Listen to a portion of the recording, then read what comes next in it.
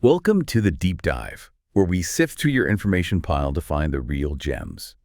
Today, we're diving into something crucial for a lot of you aspiring doctors, the medical education scene in Jharkhand for 2025. You've given us a lot of material, and our job is to, well, cut through the noise, give you the essentials, and really help you understand what it all means for you. That's right. The whole medical admission process, it can feel incredibly complicated, especially with NEET updates flying around. We want to simplify things today, focusing just on Jharkhand. Its colleges, the counseling system, what to expect with cutoffs, the money side of things. And maybe why someone choose Jharkhand, or why a local student might look elsewhere. Exactly. We'll cover those angles too. Okay, let's get started then. We'll be looking at official counseling news, college specifics, those all-important fee structures, and just the latest buzz around NEET 2025 admissions in Jharkhand. So let's start with the big picture. What does medical education actually look like in Jharkhand right now? How many colleges are we talking about? Is it mostly government, private? Well, Jharkhand's definitely an emerging hub. It's actively developing its network. Yeah. Currently, you're looking at 7 government medical colleges, 1 private one, and 1 deemed medical college. 7 government colleges, that's quite a few. What are some of the main ones people should know? Any big names in the mix? Absolutely. In the government sector, the most well-known is definitely Rajendra Institute of Medical Sciences, RIMS, in Ranchi. That's got the top reputation. Then you've got Mahatma Gandhi Memorial Medical College, MGMMC in Jamshedpur, and Patliputra Medical College, PMCH, in Dhanbad. Plus, there are newer colleges in places like Palamu, Dumka, and Hazaribagh. Okay. And a really key player is AM's Yogar. That's central government run, offering really highly subsidized fees. EAMS always stands out. Yeah. And the private and deemed options. Right. For private, there's Lakshmi Chandravanshi Medical College and Hospital in Bishrampur. That was the first functioning private one. And the deemed university is Manipal Tata Medical College in Jamshedpur. It's a collaboration, you see, between Manipal and Tata Steel. So a different kind of setup. Interesting mix. You mentioned Amos Deogar has highly subsidized fees. Can you unpack that a bit? How low are we talking compared to, say, RIMS or that private college? What makes it so attractive beyond just the cost? That's a great question because the difference is, well, stark. Highly subsidized at Amos Deogar means the annual tuition could be something like 5,856. Wow, okay. Compare that to RIMS Ranchi, which is around 10,000 a year, or MGM Jamshedpur, around 9,000. Still very low for government colleges. But then you look at the private Lakshmi Chandravanshi, and that's around 10 lakhs per year. 10 lakhs versus under 6,000. Exactly. It's Yeah. a massive difference. So that incredibly low cost at Ames, combined with the Avens brand prestige and the expected quality of training, it makes it exceptionally desirable. It's a phenomenal return on investment if you can get in. No kidding. So let's talk seats then. Across all these types of colleges, government, private, deemed, how many actual MBBS spots are available for 2025? Okay, looking at the latest figures for 2025, in the government colleges, there are roughly 805 MBBS seats. The private one, Lakshmi Chandravanshi, adds another 100 seats. And Manipal Tata Medical College contributes 150 seats. So altogether, you're looking at approximately 155 MBBS seats in Jharkhand. And for dentistry? BBS. For BDS, Jharkhand offers about 363 seats across its dental colleges. Okay, so NEET UG, that's the gateway everywhere in India. How does that national exam specifically play out for getting a seat in Jharkhand? Right. It's simple in principle. Admission to MBBS and BDS in Jharkhand is purely based on your NEET UG 2025 score. No other way in. The state authority, the Jharkhand Combined Entrance Competitive Examination Board, that's JCESEB, they handle the counseling for 85% of the seats. That's the state quota. Okay, 85% state quota managed by JCESEB. Correct. And then the Medical Counseling Committee, the MCC, which is the national body, manages the other 15%. That's the All India quota, or AIQ. MCC also handles 100% of the seats in central universities and, crucially, AI's Deogar. That state versus all India quota distinction is key. What about domicile? Is Jharkhand an open state where anyone can apply for any seat? That's a really important point. Generally, Jharkhand is a closed state for the state quota MBBS seats, meaning for those 85% seats in the government colleges, you usually need to be a domicile student of Jharkhand. Okay, so locals get priority for most government seats. Yes, but here's where it gets interesting and really strategic for some students.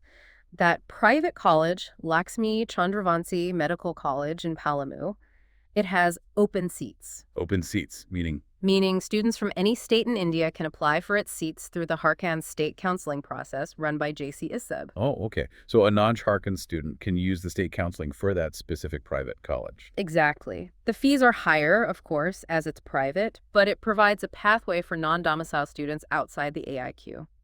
And then there's AIMS Deokar. Since 100% of its seats are filled through the All India Quota counseling by MCC, it's completely open to students from anywhere in the country based purely on their All India rank. Got it. So AIs is open via national MCC counseling, and the private college is open via state JCC counseling. That's a subtle but important difference for applicants from other states. Precisely. It offers different strategic entry points depending on your rank, budget, and domicile status. All right, let's get into the real nitty-gritty now, the counseling process itself. We know results were out mid-June, applications started mid-July. What does the timeline look like? What are the key steps and dates people need to have circled on their calendar? Yeah, it's a multi-stage process, and keeping track is vital. The JCC has laid out the whole schedule for 2025, stretching over several months. It basically involves multiple rounds of registration, choice filling, seat allotment, and then document verification and admission. Can you walk us through the main phases? Sure. First was the initial online application window. That started July 16th and closed July 26th. There's also a chance to edit details later on August 18th. Then comes round 1. Online registration and choice filling for this round is roughly July 30th to August 4th. Provisional seat allotment letters come out between August 6th and 12th, and you need to complete document verification and admission by August 12th. Okay, round 1 done by mid-August. Then round 2. New candidates can apply online from August 11th to 16th. The round 2 state merit list comes out August 18th. Choice filling and locking happen August 19th to 27th. Allotment is August 29th to September 4th, with document checks and admission finalized by September 4th. So round 2 takes us into early September. Are there more rounds after that? Yes, there usually are, to fill any leftover seats. There's a mop-up round, or round 3. Registration for that is roughly September 1st to 6th.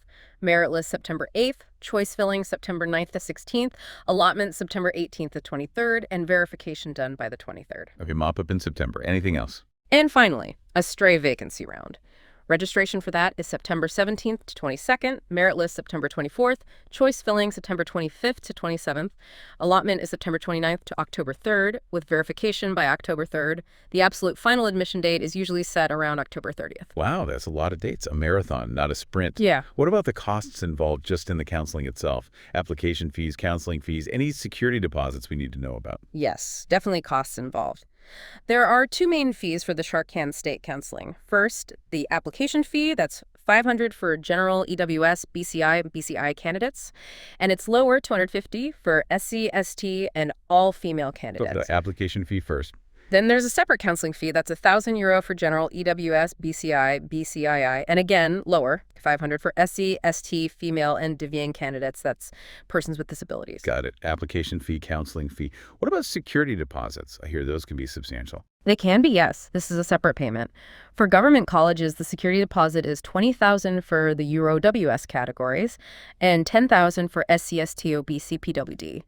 But for deemed or private medical colleges like Manipal Tata or Lakshmi Chandravanshi, it jumps significantly to $200,000. 2 lakh rupees. Wow. Yeah, and for private dental colleges, it's $100,000. And here's a critical rule. Round 1 is usually considered free exit. You can decline the seat without losing your deposit. But if you accept a seat in round 2 or later and then decide to leave it, you generally forfeit that security deposit. Ouch. So decisions after round 1 have serious financial implications. Good to know. Oop. What documents should students have absolutely ready for that verification stage? Okay, essential documents. Your NEET UG 2025 admit card and your rank card, obviously. Your class 10th and 12th mark sheets and the passing certificates. Valid identity proof Aadhaar card is usually preferred. Your caste or category certificate if you're applying under a reserved category, very important. Domicile certificate if you're claiming the state quota. And several passport-size photographs. It's best if they're the same ones you used on your NEET admit card.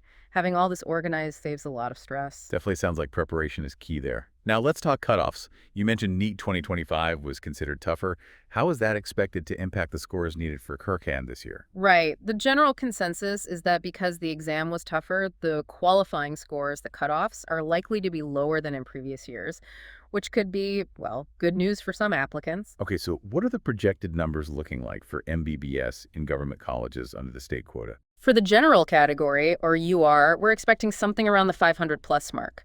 Maybe closer to 510, 520 in the worst case. But realistically, anyone scoring 490 or more should definitely participate in counseling. 490 plus for general. Okay. What about other categories? EWS, OBC. For EWS, the expectation is around 450 to 470. So anyone 450 plus should be in the running. For OBC, which includes BCI and BCI and Jharkhand, probably similar to general, around 490 plus win. And SCST? For SC, likely around 350 plus ESSA. For ST, it can vary a bit more depending on the specific college, maybe starting from 230, 240 plus in some, but possibly needing 320, 350 for others. Quite a range for ST and PWD candidates. For persons with disabilities in the unreserved category, maybe around 250 to 300. And briefly, what about BDS cutoffs? Are they expected to drop too? Yes, likely lower as well. For general, maybe 550, 570. OBC around 520, 540. SC perhaps 380, 420. And ST around 350, 380. But again, these are projections based on the exam's difficulty. That potential drop in cutoffs is significant news. Shifting gears slightly, but related to the cost. We touched on AMs versus private briefly, but can you give us a broader overview of the costs to actually study MBBS in Jharkhand? Yeah, the costs vary dramatically. As we said, government colleges are incredibly affordable. AMS Diogar is the lowest, under $6,000 a year for tuition. RIMS Rinchi is about $10,000. MGM Jamshedpur around $9,000. Excellent value. Hostel fees are usually extra, but typically also reasonable. So government seats are the goal for affordability. What about the private end? Right. The private college, Laxmi Chandravanshi, has an annual tuition fee of roughly 10 lakhs. So if you calculate the total budget for the entire MBBS course, maybe 4.5 years plus internship, you're likely looking at something in the ballpark of 60 lakhs, including hostel, mess, etc. And remember, this one is open to students from all states. 60 lakhs total versus maybe 50, 60,000 total tuition in a government college. Huge difference. Massive difference. And then there's the deemed university, Manipal Tata. For students coming through the All India quota, the tuition is around 16 lakhs per year. But interestingly, for Jharkhand state quota students who get in there, the fee is lower, about 12 lakhs a year for the unreserved category, and even lower, around 8 lakhs a year, for reserved categories within the state quota. So even the deemed university has differential fees based on quota. Lots of layers here. We focused heavily on MBBS, but what about other medical paths like dentistry, homeopathy, Ayurveda? Does the Jharkhand counseling cover those too? Yes, absolutely. The JC-FEB counseling process isn't just for MBS. It also covers admissions for BDS Bachelor of Dental Surgery. As we mentioned, there are about 363 BDS seats across 4 colleges. It also includes BHMS, which is Bachelor of Homeopathic Medicine and Surgery, and other AUSH courses like BAMS, Bachelor of Ayurvedic Medicine and Surgery, and BUMS, Bachelor of Nani Medicine and Surgery. So the same application and counseling process applies? Generally, yes. The registration, the counseling rounds, the fee structures, the required documents, the process is largely integrated. Of course, the specific colleges, seat numbers, and cutoffs will be different for BDS, BHMS, BAMS, and BOEMS, but you typically navigate it through the same JCC portal and schedule. Okay, that simplifies things for students considering multiple options. Now, thinking strategically, Jharkhand clearly has benefits, especially for locals with those low government fees. But why might a student from, say, Delhi or Maharashtra specifically consider coming to Jharkhand? And conversely, why would a Jharkhand student look outside the state? Good questions. For students from other states, the main pull factor is probably the open nature of certain seats. Primarily, the Laxmi Chandravanshi private college being open via state counseling gives them a shot outside the hyper-competitive All India quota, even if it's expensive. And of course, AMS Diogar is a national draw via the MCC counseling. Plus, if a non-domicile student does manage to snag an all-India quota seat in a Jharkhand government college, the low fees and improving infrastructure are definitely appealing. Makes sense. And why would a Jharkhand student look elsewhere? Primarily competition. Even with the state quota, getting into the top government colleges like RIMS is incredibly tough because seats are limited. So many high-scoring Jharkhand students will also compete nationally through the All India quota, hoping for a seat in a top-ranked institution elsewhere in India. And then there's the overseas option. Some students might find pathways abroad. Places like Georgia, Russia, Nepal were mentioned, perhaps less competitive for entry, though that comes with its own set of considerations like cost, recognition, and the FMG exam later. Right, the Foreign Medical Graduate Examination hurdle. Mm-hmm. Okay, what about student life? Our sources don't give a detailed diary, but what hints do we get about accommodation or the general campus environment? Well, the fact that government colleges list separate hostel fees strongly implies that on-campus or affiliated housing is the norm, which is a big practical plus. Phrases like strong hospital base and good clinical training keep popping up, suggesting a real focus on practical, hands-on learning, which is vital. And mentions of a calm and focused environment suggest the colleges aim to provide a setting conducive to, well, the demanding nature of medical studies. Lots of practical exposure seems key. Good clinical exposure is definitely a priority.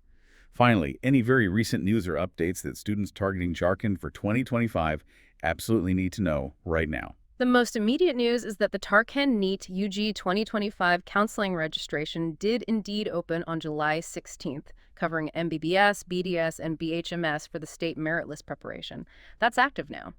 Also nationally, the NTA, the body that conducts NEET, has been releasing provisional answer keys and handling queries about admit cards and registrations. It's just a very active period, so staying glued to the official JCEC and MCC websites for announcements is absolutely critical. Things can change quickly. Absolutely. Stay informed. So, wrapping this up, what's the key takeaway? It seems the path to becoming a doctor in Jharkhand is challenging, definitely competitive, but also has clear roots if you understand the system. That's a good summary. It is competitive, but there are defined pathways: government, private, deemed, state quota, AIQ. Preparation and understanding those nuances are key. And it does raise an interesting question for the future. As India's need for doctors grows, how will Jharkhand's expanding medical college network, this mix of institutions, evolve to meet that demand? What unique role might it play regionally or even nationally in the years ahead? That's definitely something to think about, especially for those just starting their journey. We hope this deep dive has helped clear the fog a bit and given you a valuable shortcut to navigating MBBS and other medical admissions here in Jharkhand.